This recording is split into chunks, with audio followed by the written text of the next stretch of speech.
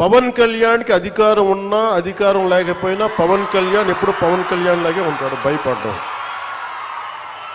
చాలా ఇంట్లోంచి బయటకు వచ్చేటప్పుడు తిరిగి వెళ్తాం లేదు అని డిసైడ్ అయ్యే వస్తాం. అందువల్ల మీ ఆకు రౌడీలు కానీ, అలాగే చెప్తున్నా, ఏదైనా మాట్లాడితే అధికారులు కూడా భయపడుతున్నారు. ఎందుకు భయపడుతున్నారంటే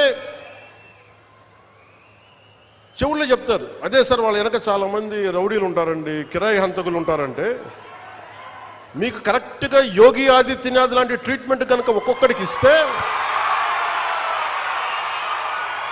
ఒక్కొక్కడికి రౌడీజం అంటే కాలు కాలు కీలు కీలు తీసి మడత పెట్టి కింద కూర్చోపెడితే, అప్పుడు కరెక్ట్గా చెప్తా, కరుడు గట్టిపోయిన జీవితకాలం ఒకే మనం వాళ్ళతో ఏకీభవించవచ్చు, ఏకీభవించకపోవచ్చు. నక్సలైట్స్ తోటి, వామపక్ష తీవ్రవాదులతో మనం ఏకీభవించవచ్చు, ఏకీభవించకపోవచ్చు.